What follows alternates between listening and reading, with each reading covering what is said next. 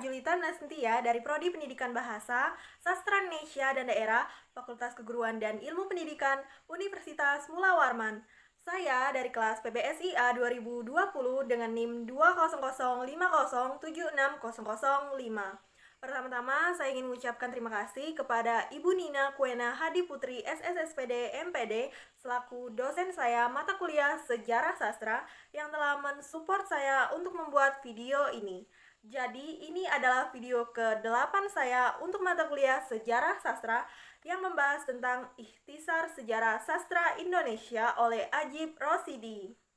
Oke, pembahasan pertama tentang latar belakang sejarah sastra.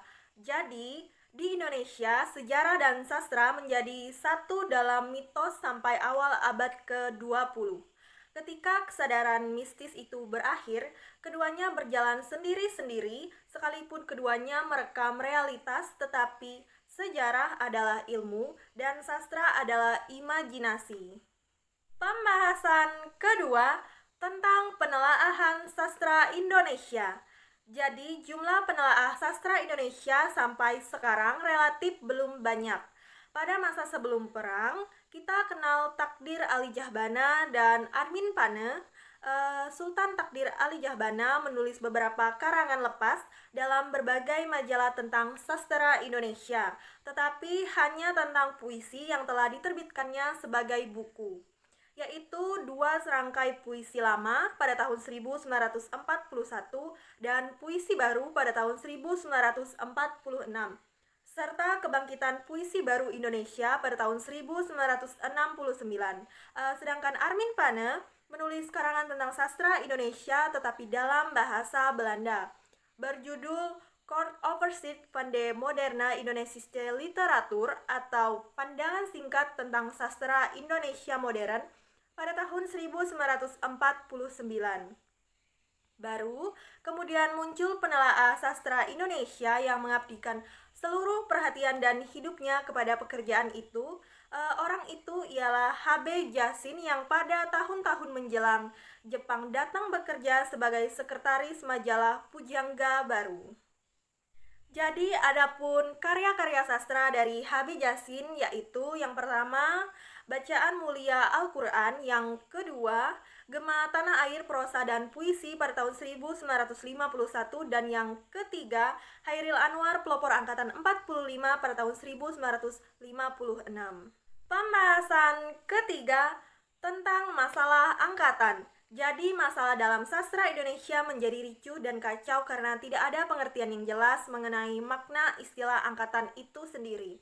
Para penelaah sastra cenderung untuk menghubungkan istilah angkatan dengan pembabakan waktu dalam sejarah sastra. Masalah angkatan itu sudah timbul pada masa sebelum perang ketika Sultan Takdir Ali Jahbana dan kawan-kawannya dari lingkungan Pujangga Baru membuat perhitungan dengan para pengarang lama.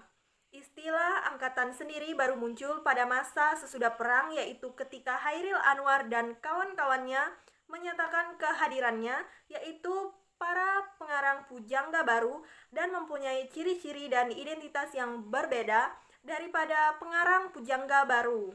Mereka yang mengatakan bahwa para pengarang yang muncul sehabis perang itu sesungguhnya hanyalah lanjutan belaka dari para pengarang Pujangga Baru. Mereka yang menganggap bahwa peperangan sesudah mempunyai identitas sendiri, antara lain Hairil Anwar, Sitor Situmorang, H.B. Jasin, dan lain-lainnya. Pembahasan keempat tentang hadiah-hadiah sastra.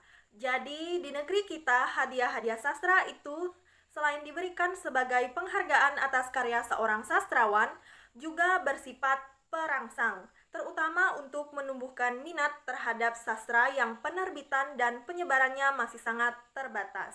Hadiah-hadiah itu belang betong, dan baru tahun 1969 ada hadiah yang resmi diberikan oleh pemerintah Republik Indonesia. Sebelumnya yang memberikan hadiah tahunan seperti itu hanyalah badan-badan swasta saja.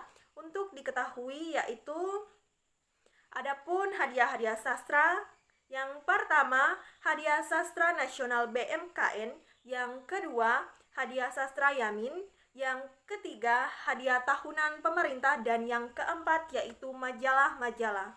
Sehingga dapat diambil kesimpulan, Yasin adalah seorang penelaah yang sudah mendapatkan tempat yang jelas dalam sejarah kesusastraan Indonesia. Yasin adalah sosok yang berpengaruh, dedikasinya luar biasa dalam mendokumentasikan karya sastra.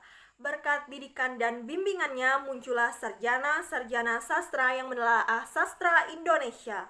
Begitupun sarjana asing, banyak juga yang turut menelaah sastra Indonesia. Baik, jadi sekian video ke-8 saya tentang ikhtisar sejarah sastra oleh Ajib Prosidi. Oke, see you on the next video guys. Bye-bye.